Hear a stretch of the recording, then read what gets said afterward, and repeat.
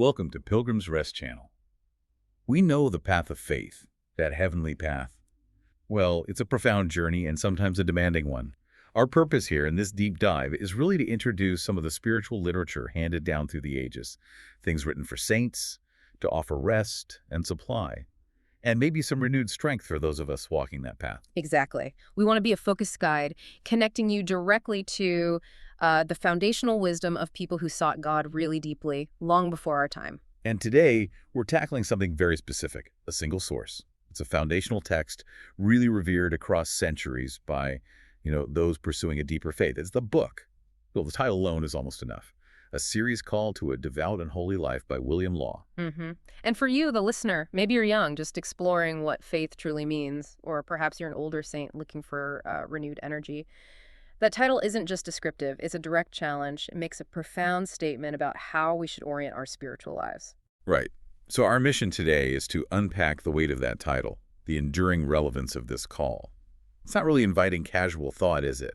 It feels like it demands something more radical. It certainly does. And to understand that demand, that alignment, we probably need to start with the author, William Law. Now, he was a highly influential English theologian writing back in the 18th century. We might just have the name, but it's crucial to see him as this uncompromising voice. His writings, especially this serious call, deeply influenced people who came after, like John Charles Wesley, the founders of Methodism. Law was really shouting against what he perceived as a kind of lukewarm, merely formal, almost complacent Christianity in his day. Okay, that context is really helpful. Yeah. Because if he was reacting to that kind of religious formality centuries ago, why does this book still hit so hard today? I mean, our challenge isn't just formality anymore, is it? It feels more like constant distraction, fragmentation. Well, what's fascinating, I think, is that the root issue might be the same. A lack of real intentionality. Law's central point, and it's right there in the title's first word, is serious. This seriousness for him was the antidote to compartmentalized faith, where someone could seem pious on Sunday morning, but live a totally self-centered life Monday to Saturday. Ah, so serious isn't about being sort of gloomy or miserable. It's more about having this internal stability, maybe, especially when the world feels chaotic. Like if you treat faith like a hobby, when you get hobby-level results, you drop it when it gets tough. Exactly, that's it. The importance of this book is its absolute rejection of, let's call them half measures. Law basically argues that if Christianity is true, if eternity is actually real, then everything else has to become secondary. A half measure, in his view, wasn't just slight laziness, it was spiritual instability. Okay, but that immediately brings up some tension, doesn't it? I hear that call for total dedication. But doesn't this serious call make the goal, the holy life, feel almost impossible? Especially for someone, working a demanding job, maybe raising kids, battling all the constant pressures of modern life. Is Law setting a standard that's just too high for the average person trying to follow this path? That's a really crucial question. And Law, I think, would counter that the standard isn't set by him, but by the very nature of faith itself. He sort of redefined commitment. It wasn't necessarily about doing grand, superhuman things, but about holding a single, unified intention across all your tasks. The seriousness applies to your mind, your will, not just the specific action. He essentially says, look, if you are truly serious, you can do the most mundane things, washing the dishes, getting ready for work, with the same intentional commitment you'd bring to prayer. Okay, I see. So the vital first step isn't adding more burden. It's adopting seriousness, like the operating system for your whole life.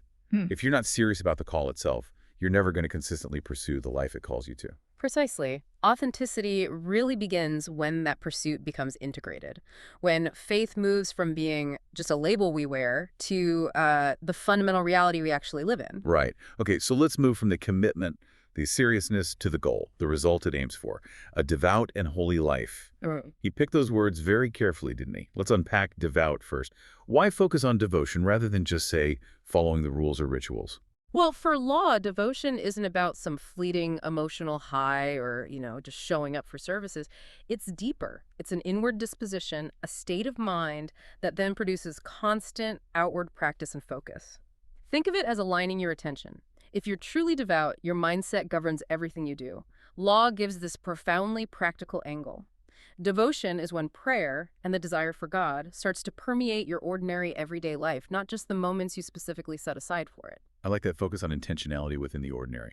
So devout means treating all our resources, time, money, yes, but maybe most importantly, our attention as chances for spiritual growth.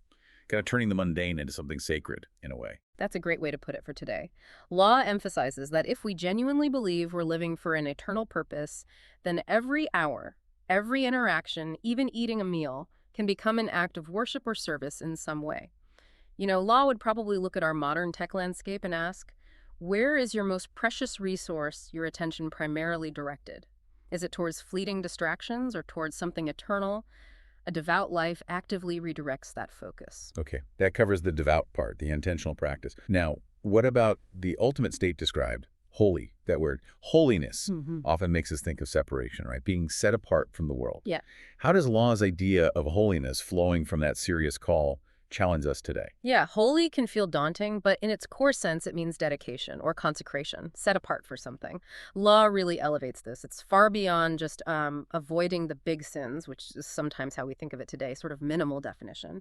To law, if the call is truly serious, then the life that results must be holy, meaning wholly dedicated, entirely given over. So holiness isn't just about building a fence to keep bad stuff out. It's more like building a framework that directs all your resources, everything you are, towards God. Exactly right. It's an act of dedication. Time, energy, money, talents, gifts, all directed towards divine purposes. So the challenge of holiness really is the challenge of radical alignment. If you're serious, you become devout in your intention, and if you're devout, your entire life becomes wholly dedicated to God's will no matter what your job is. A farmer can be holy. A programmer can be devout. A stay-at-home parent can live a holy life. That integration piece feels like the most radical part. Yeah. Law just refuses to let us split our lives into spiritual and secular compartments. And if we connect that to the bigger picture, that insistence on integrated seriousness is precisely why this call is so necessary, I think, for saints today.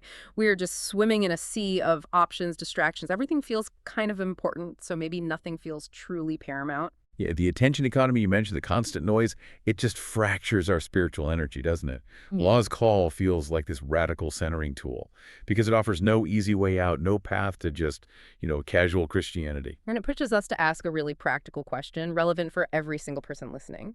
Is our spiritual energy, our core focus, actually directed towards eternal goals?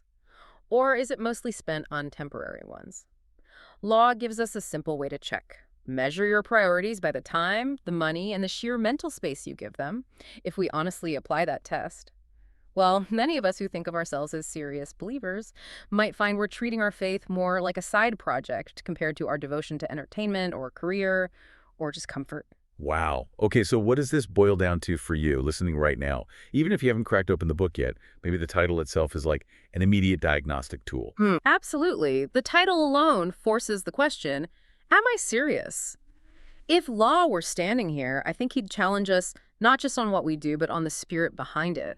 Are we doing our duties, whether that's prayer or our daily work, just out of obligation or out of a genuinely devout desire to honor the one who called us in the first place? That feels like the ultimate measure of authenticity, doesn't it? Mm-hmm. If we had to distill the core message of just this title, taking a cue from Law's own clarity, maybe it's something like, the measure of our devotion is the true measure of our life. The simple title itself is the standard. It holds the core principle for genuine pursuit. That's a powerful truth, and it cuts through a lot of modern complexity, I think. And perhaps a final thought for you to mull over, picking up on those modern distractions we mentioned. If William Law were writing his serious call right now, today, knowing our digital world, the pressure of careers, the whole culture of consumer convenience, what modern distraction do you think he would identify as the single biggest barrier to answering that serious call? What's today's equivalent of the lukewarm formality he was fighting against back then? That is definitely a question worth carrying with us. This deep dive, I hope, has shown us the enduring power of a serious call to a devout and holy life. It really lies in that insistence on radical, unwavering intentionality. It demands we integrate our faith so completely that every action becomes part of our journey on that heavenly path. It's a foundational text for a very good reason. We truly hope this conversation has offered some rest, maybe some supply, and perhaps renewed strength for your walk this week. Thank you for joining Pilgrim's Rest channel. We really welcome you to leave a comment, share what you gained from this. It helps all of us fellow travelers on this path to support and encourage one another. We hope to see you again next time.